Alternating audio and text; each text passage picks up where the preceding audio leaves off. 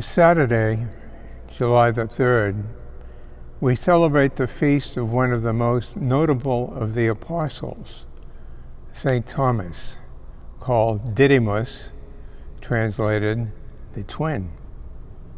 However, it is not clear who exactly was his twin. But in any event, Thomas stands out for his vibrant character and unique relationship to Christ, especially as we find in the Gospel of St. John. Perhaps Thomas is most widely known for his doubts about reports of the resurrection of Jesus. Thus, he is known by the epithet Doubting Thomas. And that has become a common way to characterize one of a suspicious nature. Here it is argued, however, that St. Thomas gets a bad rep with this Doubting Thomas identity. Why? Because he wanted to experience Christ and not just take passed along information.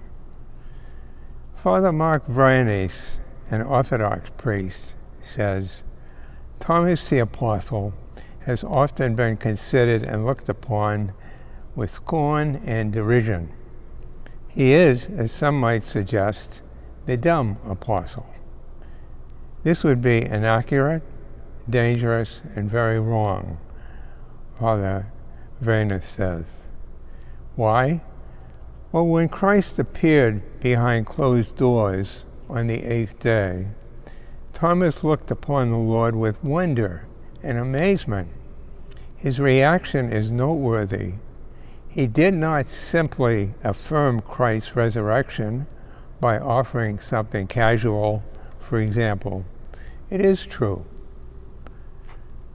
Thomas's discovery was much more jolting. No, Thomas became the first apostle to confirm the divinity of Christ when he exclaimed, "My Lord and my God." Beyond this description as a doubter, Thomas stands out as he was the first apostle to insist that he was willing to go ahead and die for Jesus when reports came of the death of Lazarus.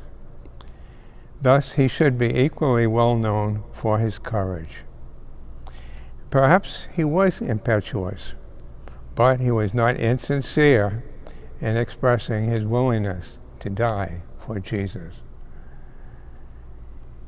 At the Last Supper, his inquiry where Jesus was going generated the response that Jesus used to describe himself as the way, the truth, and the life. And moreover, 10 days later, as just pointed out, we have the only instance in the New Testament whereby, upon seeing the risen Lord, Thomas explicitly addresses Jesus as God when he says to him, "My Lord and my God." While various traditions trace the missionary activities of the apostles after Pentecost, one of the strongest is that Thomas, after preaching in present-day Iran, then was in southern India, and he founded the church there. And we're delighted here in our cathedral to have this beautiful main altar from India.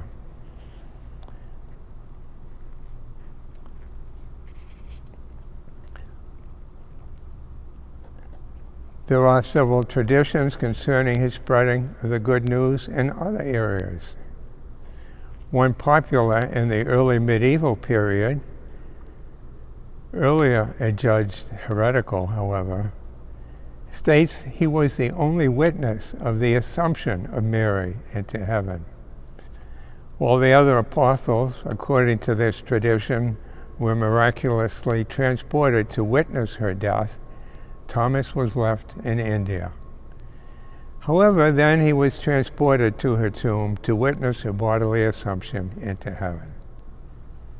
And there are many other stories about Thomas. Syrian Christians of the Malabar Rite, known as Thomas Christians, claim they were evangelized by him, and that he was killed, that he was martyred by a spear on this day, July the 3rd, in the year 72, and buried at Milapur near Madras. Despite other traditions that his remains were transferred to Edessa, Syria, and then Ortona in Italy, Indian Christians insist he is still buried in India at the place of his martyrdom.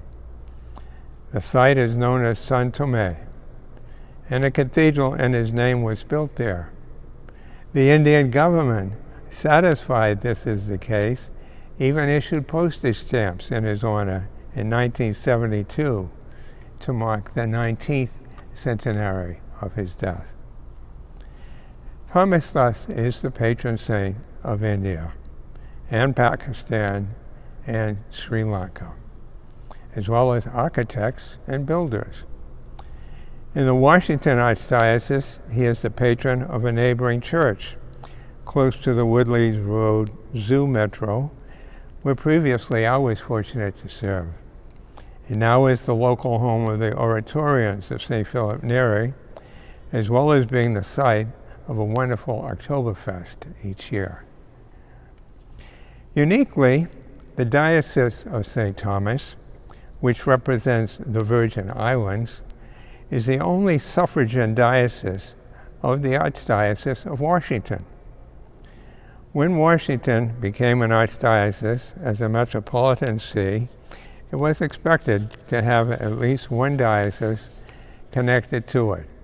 And so the diocese dedicated to St. Thomas was named to that status, establishing thereby a close ecclesial relationship between our see of the Apostle Matthew and that of the Apostle Thomas.